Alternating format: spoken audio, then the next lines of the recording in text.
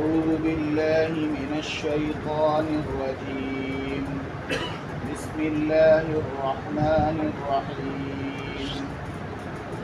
ألم نشرح لك صدرك ووضعنا عنك وزرك الذي أنقض ظهرك ورفعنا لك ذكرك فإن مع العسر يسرا إن مع العسر يسرا فإذا فرغت فانصب وإلى ربك فارغب. صدق الله العظيم. جزاک اللہ. آپ حضرات واقف ہیں کہ ہمارے ہاں عام ایام میں جو مختلف اوقات میں نشستیں یا پروگرام منعقد ہوتے ہیں، ان کے ساتھ ساتھ مہمانان گرامی کی آمد کے موقع پر ہم ان سے استفادے کے لیے آپ حضرات کو زحمت دیتے رہتے ہیں. اور آج آپ جانتے ہیں کہ حضرت مجدد الفسانی رحمۃ اللہ علیہ کے حوالے سے ایک اہم موضوع پر آپ کے سامنے ہمارے مہمان مولانا زاہد الراجی صاحب گفتگو فرمائیں گے. آج کا عنوان مجدد الفسانی کا نظریہ ہے توحید و تصوف ہے.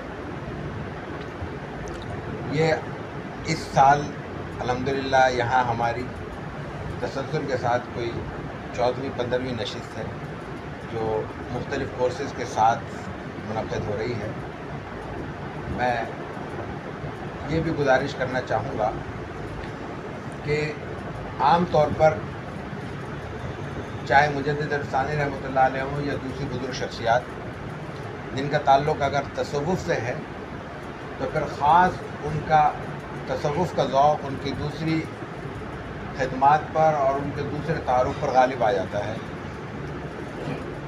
اور پھر جب وہ ذوق باقاعدہ خانقاہوں میں منتقل ہوتا ہے تو خانقاہ کا اور اس خانقاہ کی رسمیات کا ذوق زیادہ غالب نظر آنے لگتا ہے اور علمی ذوق تھوڑا سا دب جاتا ہے. شاید پہلے ایسا نہ ہوتا ہو، اب اس میں خاصا اضافہ دکھائی دیتا ہے. اس لیے ہمیں زیادہ اصرار کے ساتھ اس طرف توجہ کی ضرورت ہے کہ ہم ان علمی موضوعات کو بھی اپنی بساط کے مطابق زندہ رکھیں اور ان پر ایسے اہل علم کو زحمت دیتے رہیں کہ وہ ہمیں نئے پہلوؤں، نئے نکات اور نئے گوشوں سے آشنا کرتے رہیں. میں گزارش کروں گا کہ خاص آج کا موضوع مجدد الفسانی کے نظریہ توحید و تصوف پر آپ گفتگو فرمائیں. اور میں آپ حضرات سے بھی گزارش کروں گا کہ یہ ذرا سنجیدہ موضوع ہے تو اس میں تھوڑا سا ہمیں سمجھنے کے لیے توجہ درکار ہوگی. اور اس کے سماعت کے دوران اگر کچھ سوالات پیدا ہوتے ہوں تو انشاءاللہ گفتگو کے اختتام پر ہم ان سوالات کو بھی باقاعدہ لیں گے اور ہم پھر گزارش کریں گے مولانا سے کہ وہ ان سوالات کی روشنی میں ہماری مزید رہنمائی فرمائیں.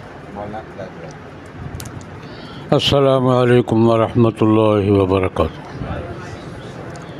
الحمدللہ رب العالمین والصلاة والسلام علی سید الرسل وخاتم النبیین وعلی آلہ واصحابہ واتباعہ اجمعین.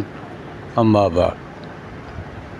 حضرت مولانا ڈاکٹر سید عزیز الرحمن صاحب کا شکر گزار ہوں کہ وقتاً فوقتاً یہاں حاضری کا موقع فراہم کرتے ہیں. پرانی نسبت بھی تازہ ہو جاتی ہے. بالخصوص حضرت مولانا سید زوال حسین صاحب رحمۃ اللہ علیہ کی حضرت شاہ صاحب کی زیارت ہو جاتی ہے، آپ حضرات سے ملاقات ہو جاتی ہے، کچھ باتیں الٹی سیدھی کر لیتا ہوں. تو یہ ڈاکٹر صاحب کی مہربانی ہے. اللہ پاک انہیں جزائے خیر عطا فرمائے اور ہماری یہ محفل قبول فرماتے ہوئے کچھ مقصد کی باتیں کہنے سننے کی توفیق عطا فرمائے. حضرت مجدد الفسانی رحمۃ اللہ علیہ بر عظیم کی نہیں عالم اسلام کی عظیم شخصیت ہے اور ان کے تجدیدی مقام و مرتبہ کا عالم یہ ہے کہ باقیوں کو صدی کا مجدد کہا جاتا ہے، انہیں الف ثانی کا مجدد کہا جاتا ہے اور کہا نہیں جاتا ہے پورے ہزاریے کا مجدد. مجدد و صدی کے لیے ہوتے ہیں. بہرحال حضرت مجدد صاحب رحمۃ اللہ علیہ کی علمی، تحریکی، سیاسی اور دینی جدوجہد کے کئی پہلو ہیں، کئی دائرے ہیں جن پر گفتگو ہوتی رہتی ہے، لیکن آج مجھے امتحان میں ڈال دیا ہے کہ میں ان کے جدوجہد کے کسی ایک خاص پہلو پر، اور وہ بھی علمی پہلو پر، کہ جو میں طالب علم ہوں خود، کہ حضرت مجدد صاحب نے اس شعبے میں ان کا امتیازی کام کیا ہے اور انہوں نے کیسے اس شعبے کے چیلنجز کا سامنا کیا ہے۔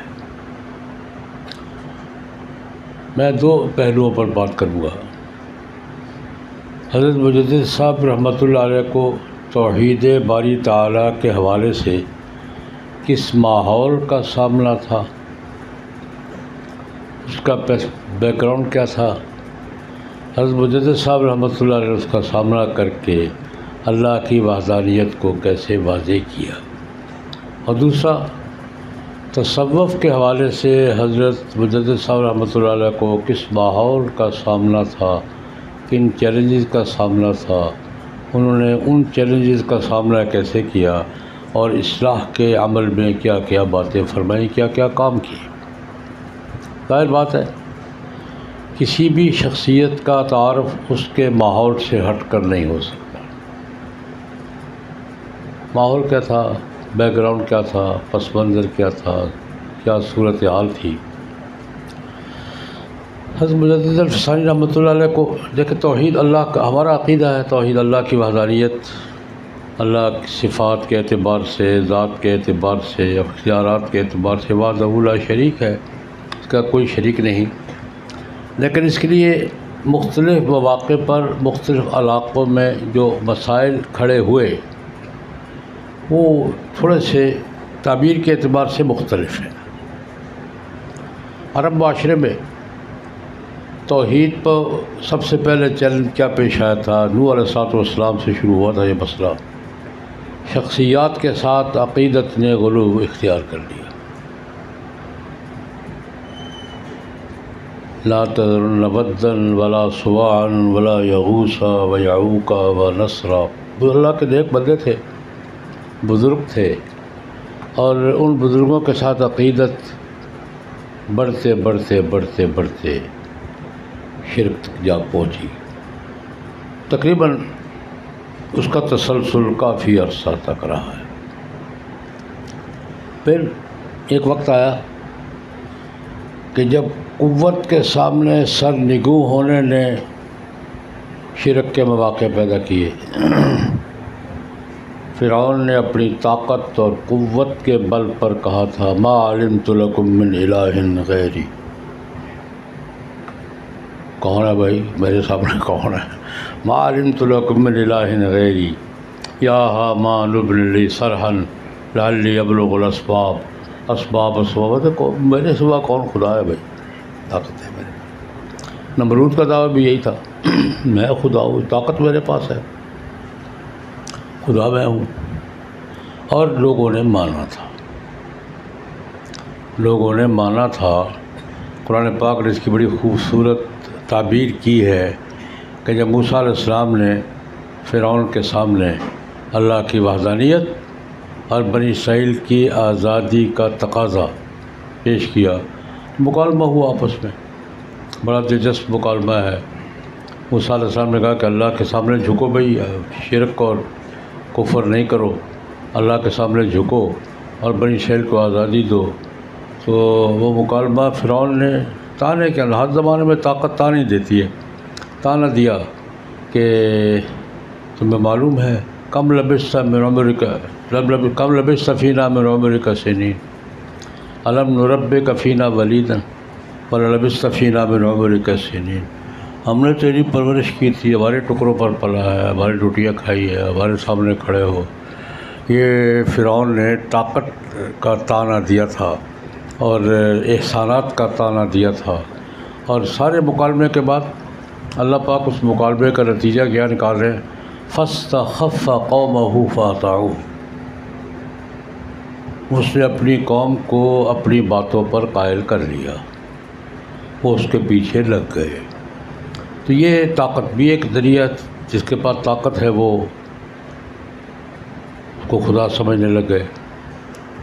لیکن یہاں ہمارے ہاں بر صغیر میں اس کا تھوڑا سا مختلف پہلو ہے۔ یہاں ہندو تہذیب کا سامنا تھا ہمیں، یہاں کا ہندو پس منظر تھوڑا سا مختلف ہے۔ یہاں مظاہر پرستی، جس چیز میں کوئی امتیاز دیکھا اس کو خدا بنا لیا۔ یہ 9 کروڑ دیوتا جو بتائے جاتے ہیں، دیوتا نہیں تھے۔ غالباً جانت سرسوتی نے لکھا ہے کہ ہم پتھر کو پوجتے ہیں، پتھر کو نہیں پوجتے، اس کے اندر جو خدا کی قدرت ہے اس کو پوجتے ہیں۔ مظاہر پرستی، جس میں کوئی امتیاز دیکھا، پتھر میں دیکھا اس کی پوجا شروع کر دی، انسانوں میں دیکھا، کسی انسانوں میں امتیازات تو ہوتے ہیں، ظاہری اعتبار سے بھی اور اللہ کی طرف سے بھی امتیازات ہوتے ہیں۔ تو یہاں مظاہر پرستی کا سامنا تھا، جس چیز میں کوئی امتیاز دیکھا، جس چیز میں کوئی الگ صلاحیت دیکھی اس کے سامنے جھک گئے۔ تو یہ حضرت مجدد الفسانی رحمۃ اللہ علیہ کو جس شرک کا سامنا تھا، شرک تو تقریباً ایک ہی ہے ساری دنیا کا، لیکن یہاں ہندو پس منظر ان کے سامنے زیادہ تھا، انہیں اس کا سامنا کیا، اور اس کی اللہ کی وحدانیت، اللہ کا وجود، ہمیں اللہ کی ذات کے بارے میں ترتیب سے آج بھی یہ مسئلہ درپیش ہے کہ الحاد ہے، اللہ کے بارے میں بات کرنی ہے، تو یہاں ترتیب کیا ہے؟ ابھی چند ماہ کی بات ہے، پنجاب یونیورسٹی میں پروگرام تھا، لیکچر تھا، ایک بچی کھڑی ہو گئی سامنے، سر ایک کویسچن ہے، میں نے کہا بیٹا جی فرماؤ، اللہ میاں کی ضرورت کیا ہے؟ اللہ کی ضرورت کیا ہے؟ کس کام آتا ہے یہ؟ اب ہمارے یہاں ایک مسئلہ یہ ہے کہ وہ سوال اس کے ذہن میں آ گیا، اس نے کیا ہے، ایک دفعہ تو میرے جی میں آ کہ اپنے لہجے میں جواب دوں جو ہم دیا کرتے ہیں، پھر میں نے کہا ٹھیک۔ ایک دفعہ تو میرے دل میں آئی بات کہ اپنے لہجے میں جواب دوں جس لہجے میں ہم جواب دیا کرتے ہیں، میں نے کہا نہیں۔ میں نے بڑے آرام سے، بیٹا جی آپ کو اپنی ضرورت محسوس ہوتی ہے، آپ اپنی کوئی ضرورت محسوس کرتی ہیں، آپ یا آپ کی فیملی ہے؟ جی میں نے کہا آپ کے مینوفیکچر کی ضرورت نہیں ہے، یعنی پروڈکشن کی ضرورت تو ہے، پھر مینوفیکچر کی ضرورت نہیں ہے کیا؟ وہ بات بیٹھ گئی، پتہ نہیں سمجھی کہ نہیں سمجھی۔ لیکن یہ اب آج بھی یہ مسئلہ درپیش ہے۔ اللہ کی ذات کے بارے میں قرآن پاک کی ترتیب بھی یہی ہے، سب سے پہلے اللہ کا وجود، اللہ ہے۔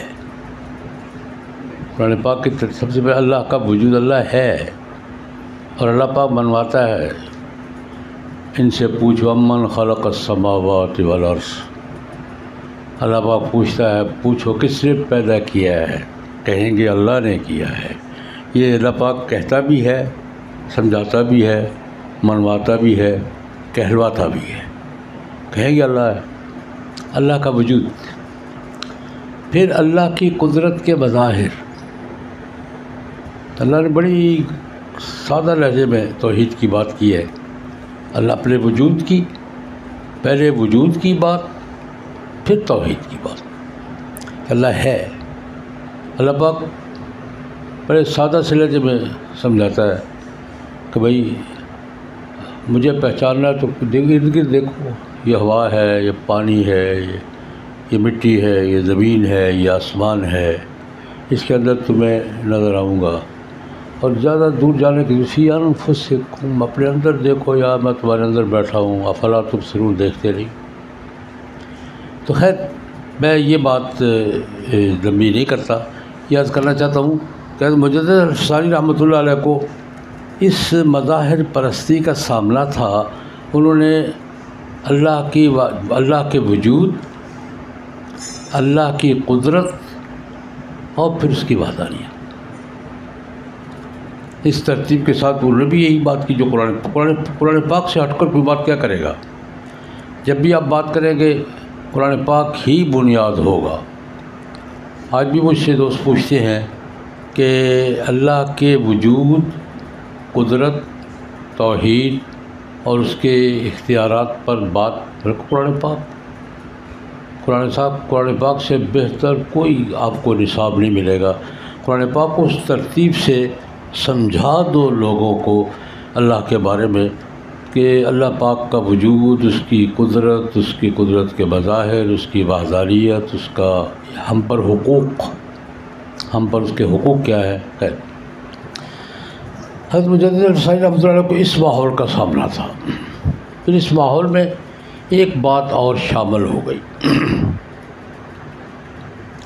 تو جس کے مزاحمت کو حضرت مجدد صاحب کا سب سے بڑا امتیاز سمجھا جاتا اور ہے بھی۔ اکبر کا دین الہی جو تھا وہ اس کی بنیاد کس بات پر تھی؟ توحید اور شرک کو ایک جگہ جمع کر دیا۔ اکبر کے دین الہی میں کیا تھا؟ اللہ کی عبادت بھی ہے، سورت کی پرستش بھی ہے، نماز بھی ہے اور صلیب بھی ہے، یعنی توحید اور شرک کو ایک جگہ جمع کر دینا، اور دونوں کو یہ بھی ٹھیک ہے یہ بھی ٹھیک ہے۔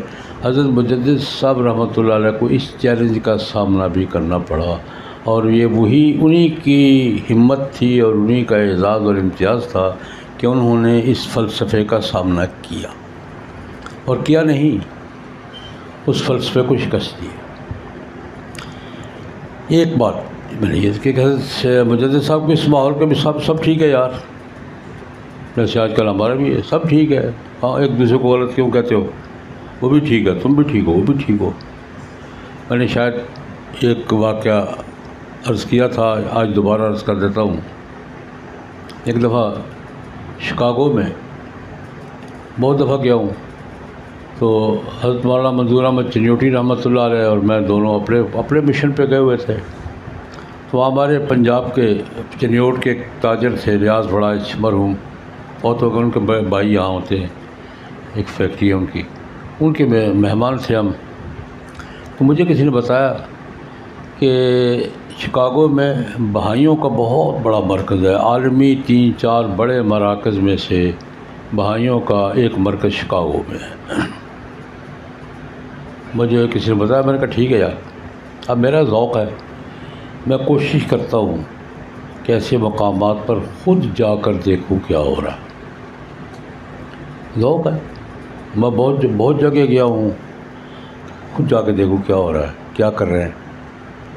تو میں نے اپنے میزبان سے کہا یار ہمیں اس مرکز میں لے جاؤ۔ مولانا چنوٹی صاحب کو پہلے کچھ تھوڑا سا تردد خبر گیا، کوئی بات نہیں، کھا نہیں جائیں گے، جا کے دیکھتے ہیں کیا ہوتا ہے۔ تو انہوں نے ان سے بات کی، ان کے ٹھیک ہے آ جاؤ۔ اللہ کی قدرت وہ ہمیں جانتے تھے، وہ مرکز والے جانتے تھے، مجھے بھی جانتے تھے، مولانا چنوٹی کو بھی جانتے تھے، پورے پروٹوکول کے ساتھ انہوں نے وہاں ہمیں وزٹ کروایا 2 گھنٹے 2.5 گھنٹے۔ جو بات میں بتانا چاہتا ہوں، جس کا حضرت مجدد صاحب کو بھی سامنا کرنا پڑا تھا، کہ وہاں ایک بہت بڑا ہال ہے، ہمیں یہاں 3-4 بلڈنگیں اکٹھی کرے تو ایک ہال بنتا ہے، وہ بہت بڑا ہال ہے، ایک 4 دیواری ہے، ایک چھت ہے، پلر شلر بھی مجھے نظر نہیں آئے۔ اس ہال کے 4 کونوں میں 4 عبادت گاہیں ہیں۔ مکے کی جانب مسجد ہے، ایک طرف چرچ ہے، ایک طرف سینیگاگ ہے، ایک طرف مندر ہے، درمیان میں 2 ایک گردوارہ ہے، اور ایک بدھوں کا پتہ نہیں کیا کہتے ہیں اس کو، 6 عبادت خانے ایک چھت کے نیچے، ایک 4 دیواری کے بند حال میں۔ اور جو ہر عبادت گاہ کا ماحول وہی ہے جو عبادت کا ہوتا ہے۔ جو مسجد ہے، مسجد میں وہی چٹائیاں بچھی ہوئی ہیں، محراب بنا ہوا ہے، محراب کے ساتھ وہ خطبے والا ڈرلا بھی رکھا ہوا ہے، اور الماریاں ہیں، کتابیں ہیں، تپائیاں ہیں، بالکل مسجد کا ماحول۔ گردوارے کا ماحول بالکل گردوارے کا ماحول ہے۔ چرچ کا ماحول بالکل چرچ کا ماحول ہے، اور سنگاگ کا ماحول بالکل سنگاگ کا ماحول ہے، بالکل اسی طرح سے 6 عبادت گاہیں ایک چھت کے نیچے۔ خیر دیکھتے رہے ہم، انہوں نے کہا کہ ہم 24 گھنٹے کھلا رہتا ہے، ہم صرف سروس مہیا کرتے ہیں، چائے وائے پلاتے ہیں، وقت پہ کھانا کھلا دیتے ہیں، باقی مسلمانوں کی مرضی آ کے یہاں عبادت کرے، ہندوؤں کی مرضی ہے وہاں کرے، آتے رہتے ہیں۔ اس وقت بھی ہم دیکھ رہے تھے تو 2-3 سکھ اپنے گرودوارے میں اپنے پوجا وہ پاٹ میں مصروف تھے۔ خیر 1.5-2 گھنٹہ ہم نے دیکھا، انجوائے بھی کیا۔ جب فارغ ہوئے انہوں نے ہمارے تبصرہ چاہا کہ بمبے کے تھے کوئی صاحب جو انچارج تھے، مجھے کہتے مولانا کیا محسوس کیا، یہ سارا منظر کیا محسوس کیا؟ ہم نے دیکھو سب کو اکٹھا کر دیا، سب کو جمع کر دیا ایک چھت کے نیچے، اپنا اپنا کام کرو، کوئی لڑائی نہیں، کوئی جھگڑا نہیں۔ میں نے کہا یار محنت کی آپ کی ہے، اس پہ کوئی شک نہیں، آپ کی محنت کی داد دیتا ہوں، محنت تو آپ کی ہے، لیکن ایک بات سمجھ نہیں رہی، میں نے کہا ایک بات سمجھنا چاہ رہا ہوں، اس کونے میں خدا ایک تھا وحدہ لا شریک، اس کونے میں 3 ہو گیا، درمیان میں ٹرننگ پوائنٹ کون سا جہاں آتے آتے 3 ہو گئے۔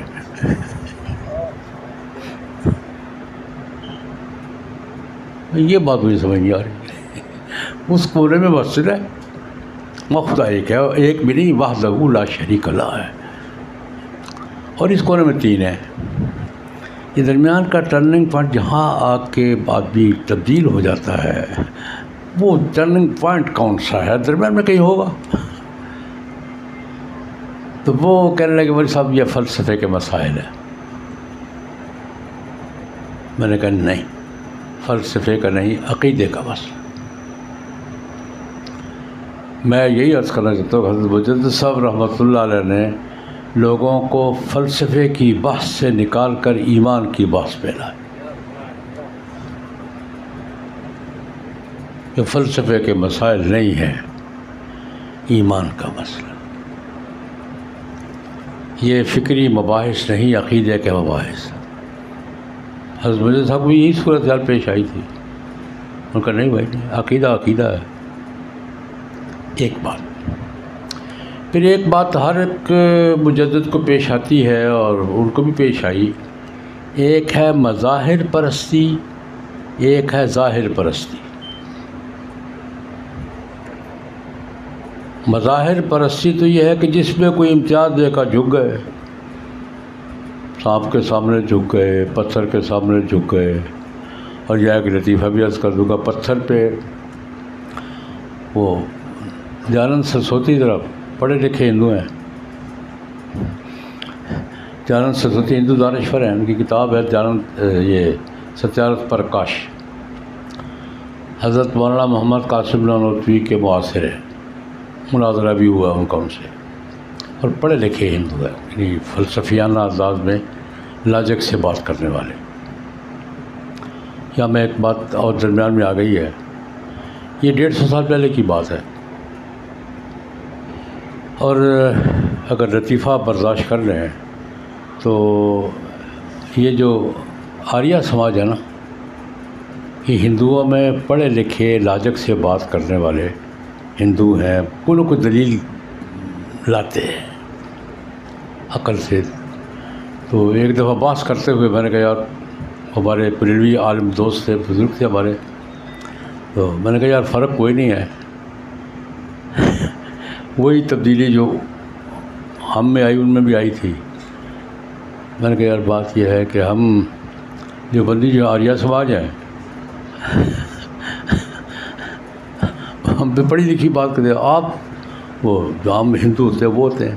خیر، تو اسی کی میں وہ توجہ دلانا چاہوں گا، پنڈت دیانند سرسوتی نے کتاب لکھی ہے ستیارتھ پرکاش، میں نے دیکھی ہے، پڑھی ہے۔ اس میں ایک بات تو یہ ہے کہ قرآن پاک پر انہوں نے 117 اعتراضات کیے،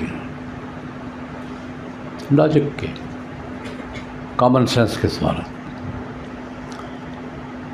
اس کے جوابات بھی دیے ہیں، اور اللہ کی قدرت تینوں مکاتب فکر نے دیے ہیں۔ حضرت مولانا محمد قاسم نانوتوی رحمۃ اللہ علیہ نے بھی اہل حدیث عالم تھے، مولانا ثناء اللہ مرسلی، انہوں نے حق پر کاش کے نام سے کتاب لکھی ہے، اور بریلوی بزرگ تھے مولانا معین الدین صاحب نعیم الدین مراد آبادی، ان کی کتاب بھی ہے، تینوں طرف سے جواب آیا ان کو۔ لیکن ایک میں صرف مثال کے طور پہ ایک سوال کہتے ہیں، یہ آپ کہتے ہیں ہمیں مسلمان، ہمیں ہندوؤں کو کہتے ہیں کہ ہم پتھر کی پوجا کرتے ہیں، آپ بھی پتھر کی پوجا کرتے ہیں، ہم مورتی بنا کر اس کے گرد گھومتے ہیں، آپ نے ایک کوٹھا بنایا ہوا اس کے گرد گھومتے ہیں، وہ بھی پتھر ہے، وہ بھی پتھر، آپ نے کوٹھا بنایا ہوا ہے، بیت اللہ کیا ہے؟ کمرہ ہے، پتھروں کا ہے، آپ اس کے گرد گھومتے ہیں، ہم مورتی بنا کے گھومتے ہیں۔ بھائی اس قسم کے سوالات، اس کے جواب میں مولانا قاسم نانوتوی نے قبلہ نما رسالہ ان کا، بھائی نہیں، ہم بیت اللہ کو نہیں پوچھتے،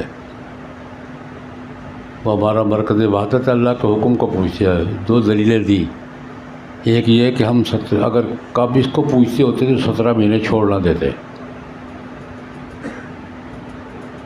17 مہینے چھوڑے رکھا ہے، اگر اس کو پوچھتے تو 17 مہینے چھوڑ دیتے، اس کو بھی نہیں پوچھتے تھے، ورنہ اس کو بھی نہیں چھوڑ دیتے، ہم حکم کی پیروی کرتے۔ خیر بس دوسری طرف نکل گیا۔ میں یہ گزارش کر رہا ہوں کہ حضرت مجدد صاحب رحمۃ اللہ علیہ کو اس فلسفے کا سامنا تھا، مظاہر پرستی کا بھی اور ظاہر پرستی کا بھی۔ ظاہر پرستی آج ہمیں سامنا ہے ظاہر پرستی سے، جو چیز نظر آتی ہے وہ ہے، جو نظر نہیں آتی وہ نہیں ہے۔ یعلمون ظاہرا من الحیات الدنیا وہم عن الآخرۃ ہم غافلون۔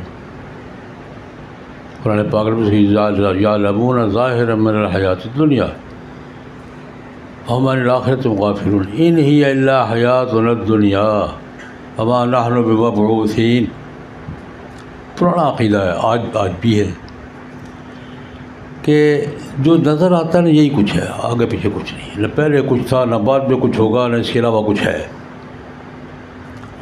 حضرت مجدد صاحب رحمۃ اللہ علیہ نے قرآن پاک کا جو حکم ہے یؤمنون بالغیب، ان کی حکمت عملی میں کہ یؤمنون بالغیب پر ایمان، قرآن پاک نے ایمان کا پہلا درجہ کیا بیان فرمایا ہے؟ الذین یؤمنون بالغیب، ان دیکھی چیزوں پر بھی ایمان رکھتے ہیں۔ ایمان کا پہلا دائرہ قرآن پاک نے الذین یؤمنون بالغیب، غیب سے مراد کیا ہے؟ عالم الغیب تو خیر اپنا ایک الگ مسئلہ ہے، عالم الغیب، دیکھی ہوئی چیزیں تو مانتے ہی ہیں، ان دیکھی چیزیں بھی مانتے ہیں، اور کائنات میں دیکھی ہوئی چیزیں بہت تھوڑی ہیں، ان دیکھی چیزیں بہت زیادہ ہیں۔ اور اب تو ایک نوجوان نے مجھ سے سوال کیا، اور سب فرشتے ہیں؟ میں نے کہا ہیں۔ کہاں ہیں؟ میں نے کہا دو تیرے کندھے پر، دو میرے کندھے پر۔ کہتے محسوس نہیں ہوتے؟ میں نے کہا موجود ہونے کے لیے محسوس ہونا ضروری نہیں ہے، یہ تو آج کی سائنس نے بھی ثابت کر دیا۔ موجود ہونے کے لیے نظر آنا ضروری نہیں ہے، موجود ہونے کے لیے محسوس ہونا ضروری نہیں ہے، موجود ہونے کے لیے مشاہدہ ضروری نہیں ہے، موجود ہونا کافی ہے۔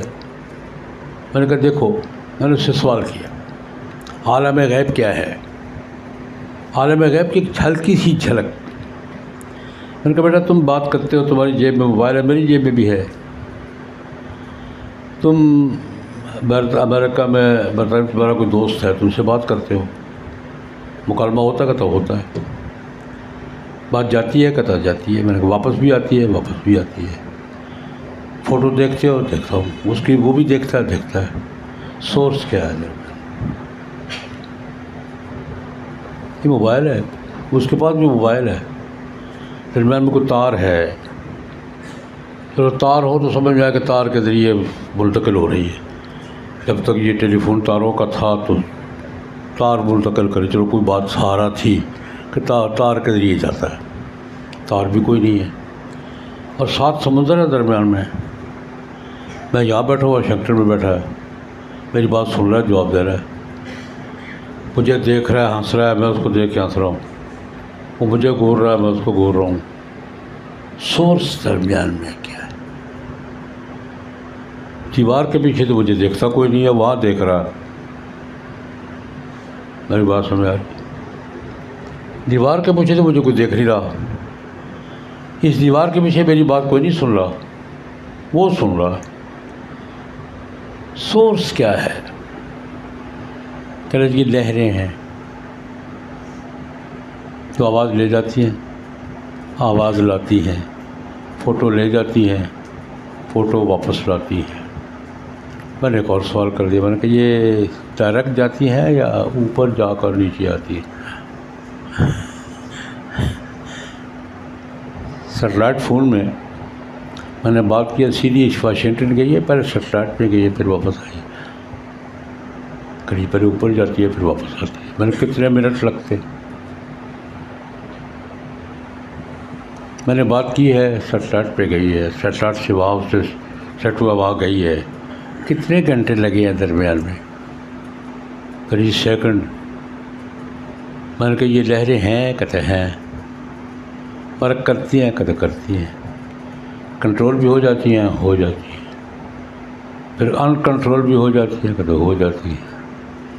میں نے کہا جیمر لگاؤ کام کرتی ہیں؟ کہتے نہیں. میں نے کہا ماہرین کو محسوس بھی ہوتی ہیں؟ کہتے ہوتی ہے. میں نے کہا 4 لہریں تم دکھا لو، 10 فرشتے میں دکھاؤں گا.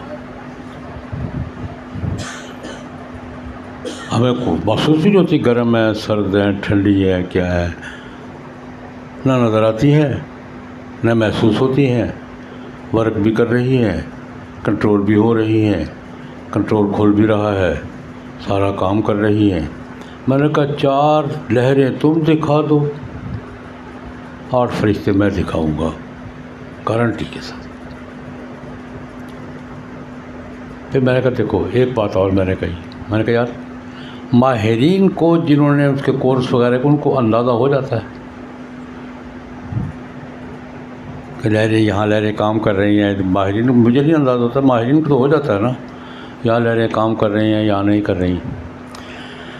میں نے کہا تم بھی تھوڑی سی ٹریننگ لے لو، تمہیں بھی فرشتے محسوس ہوں گے.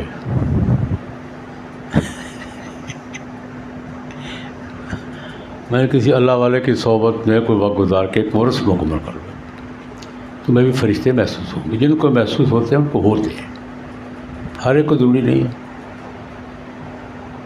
تھوڑا سا ٹریننگ کر لو یار، کسی اللہ والے کے پاس بیٹھ جاؤ، کورس پورا کرنا، اب ضرورا نہیں. تمہیں بھی فرشتے محسوس ہوں گے، جن کو ہوتے ہیں ان کو ہوتے ہیں، جن کو نہیں ہوتے نہیں ہوتے.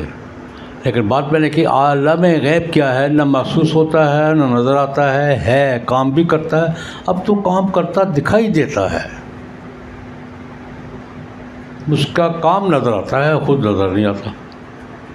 اب یہ دیکھیں، ابھی کرونا سے فارغ ہو گئے کہ ابھی ہے؟ فارغ ہو گئے ہیں؟ ابھی نہیں ہوئے یار، ابھی ہے. کرونا کیا ہے؟ نظر آتی ہے؟ کچھ ہے؟ نتیجہ نظر آتا ہے. کہ جی وہ اکبر کا نتیجہ دکھاتے ہو تم، کرونا دکھاؤ، کرونا کے جراثیم دکھاؤ کہاں ہیں، اس کا ورک دکھاتے ہوئے، ورک کر رہا ہے وہ، نتیجہ دکھاتے ہو کہ نتیجہ یہ آ گیا. نتیجہ نہیں، ورک نہیں، ورکر دکھاؤ کہاں ہے. میں نے کہا کرونا تم دکھاؤ تو فرشتے میں دکھا دیتا ہوں. تو میں نے عرض کیا کہ یہ اللہ کے وجود، اللہ کی قدرت پر ہمیں ایک مظاہر پرستی کا سامنا ہے، ایک ظاہر پرستی کا سامنا. جو نظر نہیں آتا اس کو نہیں. بھائی جو موجود ہونے کے لیے نظر آنا ضروری نہیں ہے، موجود ہونے کے لیے محسوس ہونا ضروری نہیں ہے، موجود ہونے کے لیے موجود ہونا کافی ہے. باقی ہمیں نتائج بھی نظر آتے ہیں، کام بھی نظر، فرشتوں کا کام بھی نظر آتا ہے اور شیطان کا نظر آتا ہے نہیں آتا. اس کو ہم خود کرتے ہیں اس کا زیادہ کام تو ہم خود کرتے ہیں. ایک صاحب نے سوال کیا رمضان میں، مولوی صاحب یہ کہتے ہیں رمضان میں چاند طلوع ہوتے ہی شیطان قید ہو جاتا ہے اور عید کا چاند طلوع ہوتے ہی آزاد ہو جاتا ہے. میں نے کہا ہو جاتا ہے، بالکل نظر آتا ہے. کہتے ہیں نظر آتا ہے، میرے کو بالکل نظر آتا ہے. میں نے کہا رمضان کا چاند طلوع پر اعلان ہوتے ہی ہمارا ماحول بدلتا ہے کہ نہیں بدلتا؟ معمولات بدلتے ہیں کہ نہیں؟ سرگرمیاں بدلتی ہیں کہ نہیں بدلتی؟ ذہن بھی بدلتا ہے نہیں بدلتا؟ چلو اس پر تو ایک آدھ دن لگ جائے گا بدلنے میں. عید کے چاند کا اعلان ہوتے ہوئے مارکیٹ کا ماحول بدلنے میں کتنے گھنٹے لگتے ہیں؟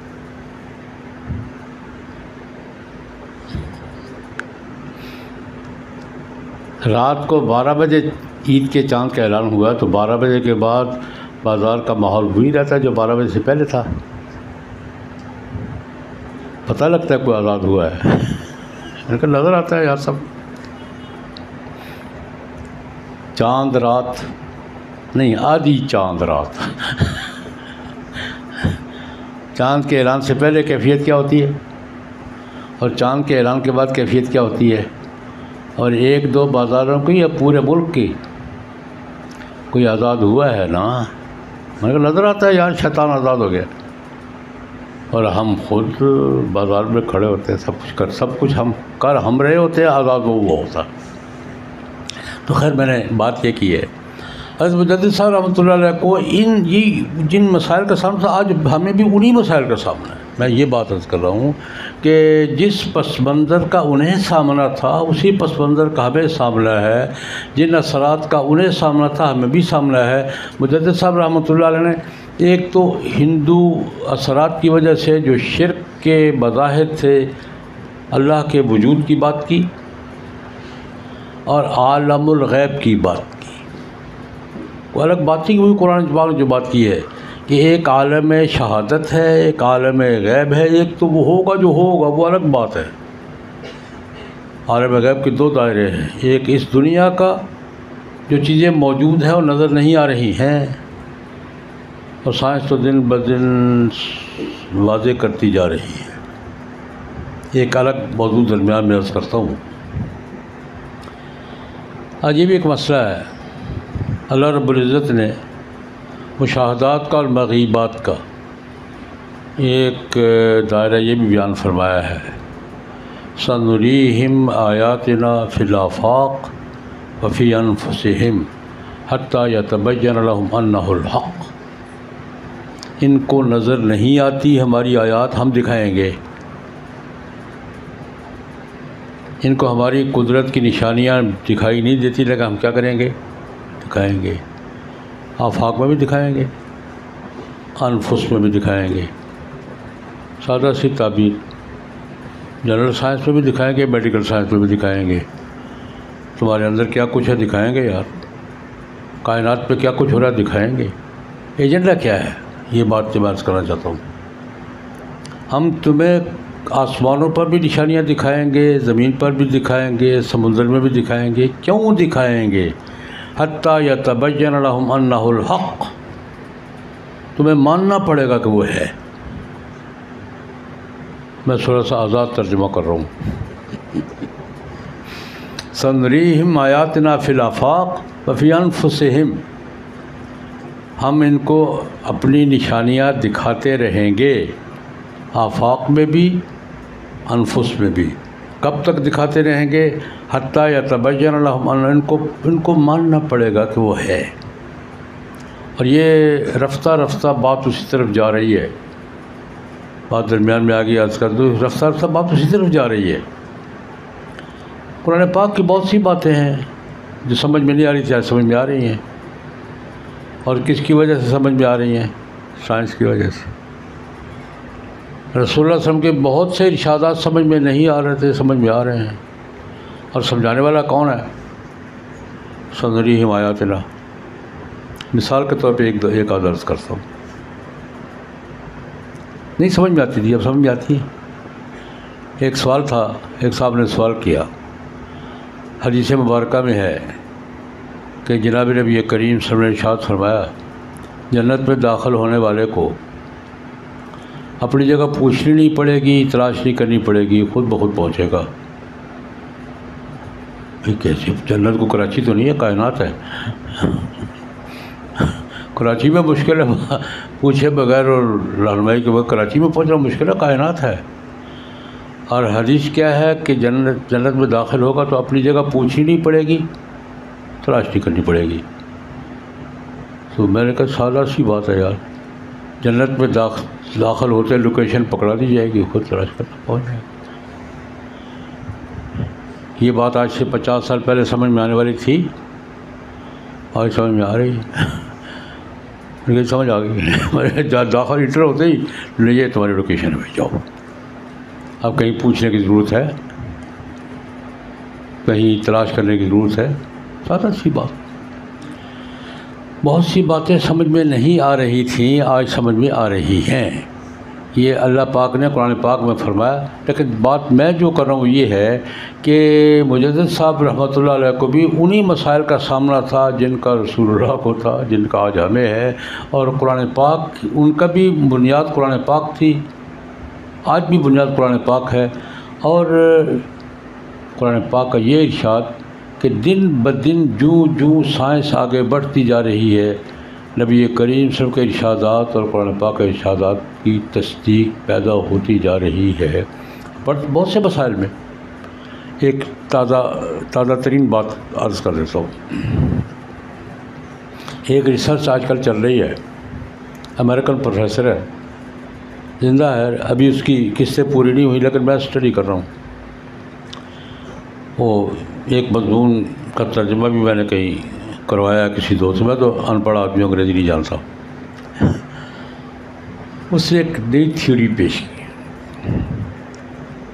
وہ جتنا میرے پاس ہے وہ میں بھیج سکتا ہوں، ابھی کچھ بات مکمل نہیں کی اس نے کہا انسان جو ہے نا اس زمین کا اصل باشندہ نہیں ہے، وہ وزٹر باشندہ ہے، مہمان باشندہ ہے۔ انسان اس زمین کا مہمان باشندہ ہے، اصل باشندہ نہیں، باہر سے آیا کہیں سے۔ اس تھیوری کی بنیاد کیا کہتے ہیں؟ دیکھو، اس زمین پر اپنی ضروریات پوری کرنے کے لیے، اپنی خوراک مہیا کرنے کی جو بھی ضروریات ہے اس کی مہیا کرنے کے لیے کسی بھی جانور کو وہ محنت نہیں کرنا پڑ رہی جو انسان کو کرنا پڑ رہی ہے۔ کسی انسان کو کھیتی باڑی کرنا پڑ رہی ہے، کسی کو ٹیکسٹائل مل کی ضرورت ہے، کسی کو کچن کی ضرورت ہے، کسی کو مارکیٹ کی ضرورت ہے۔ ہر جاندار چیز کی ضروریات اس کے ماحول میں آٹومیٹک پوری ہو رہی ہے، اس کو کوئی محنت نہیں کرنا پڑ رہی، تو اس کی ضروریات ہے اس کے ماحول میں پوری ہو رہی ہے۔ واحد انسان ہے جس کو خوراک کے لیے بھی محنت کرنا پڑ رہی ہے، لباس کے لیے بھی محنت کرنا پڑ رہی ہے، اپنی رہائش کے لیے بھی محنت کرنا پڑ رہی ہے۔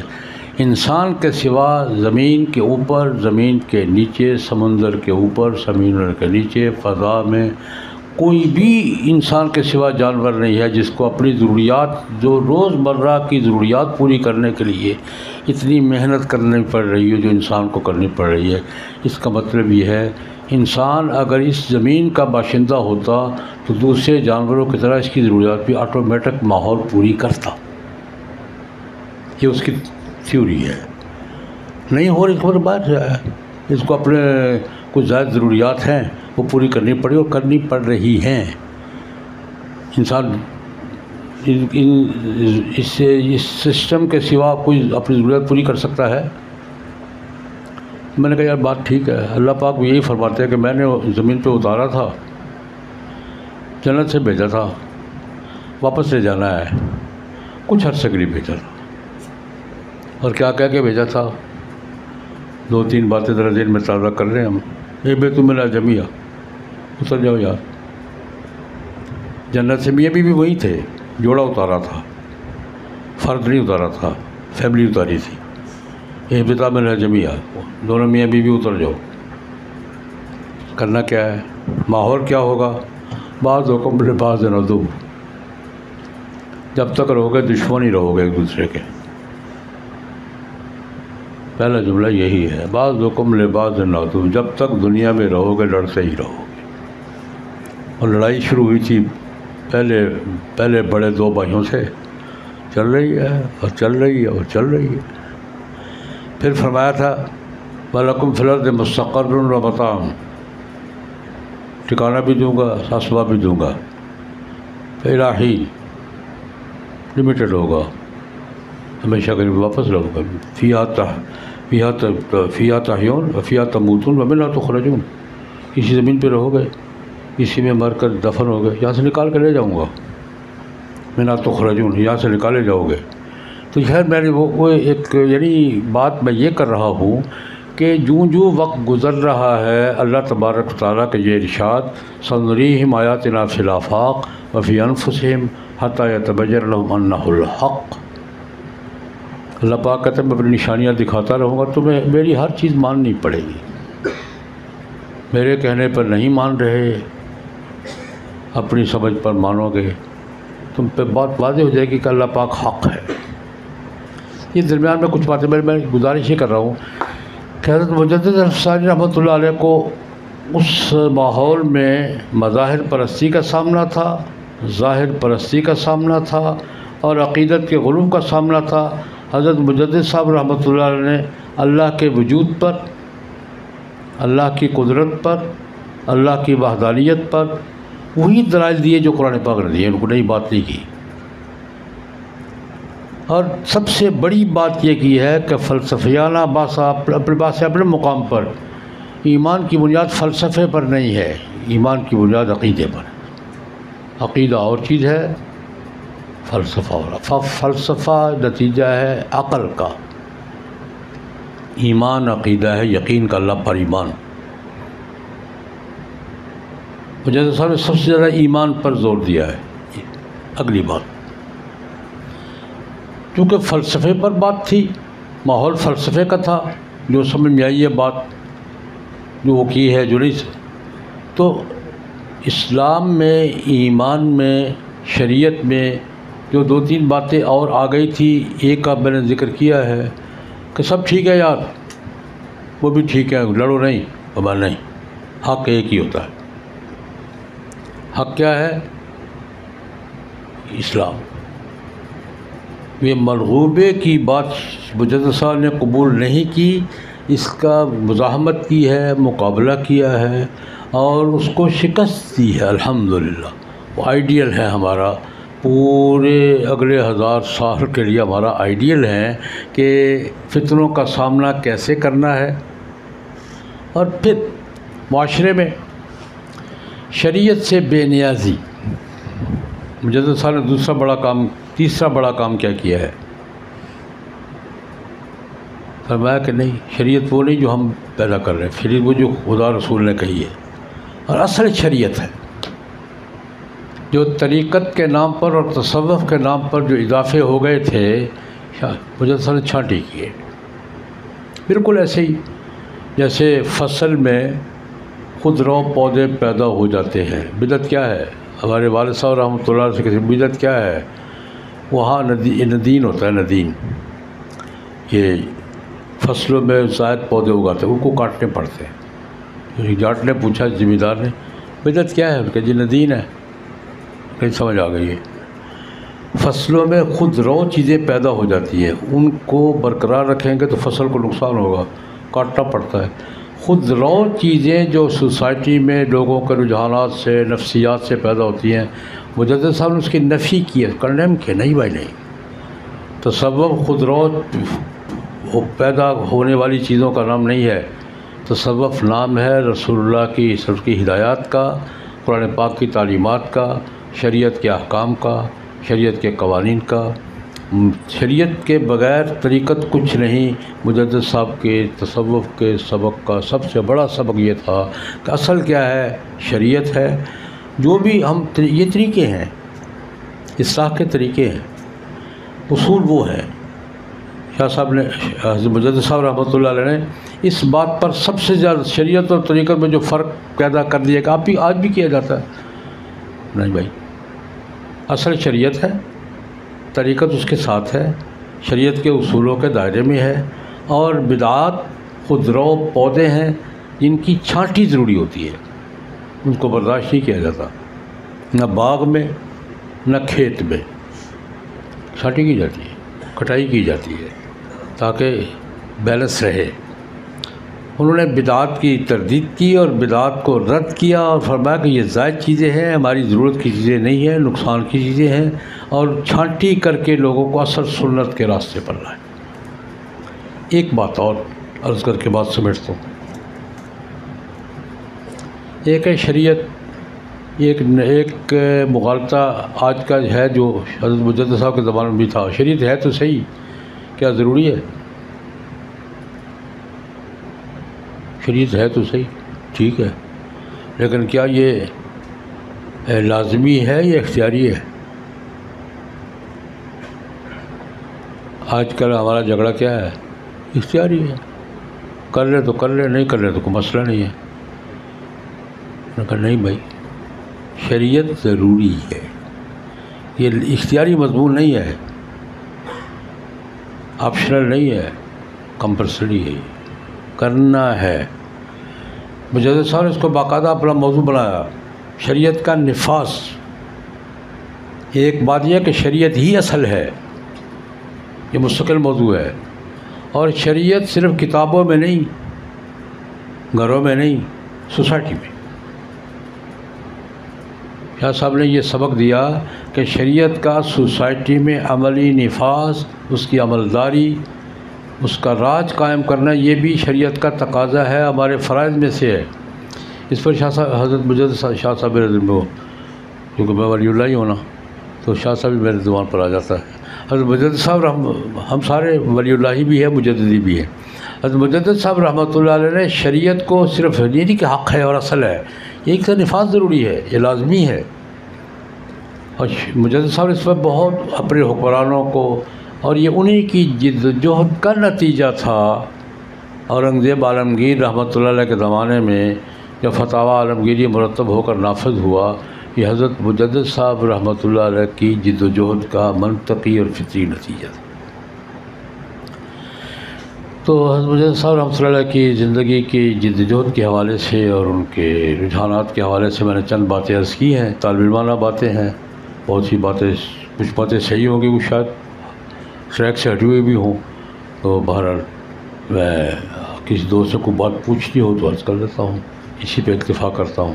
وآخر دعوانا الحمدللہ۔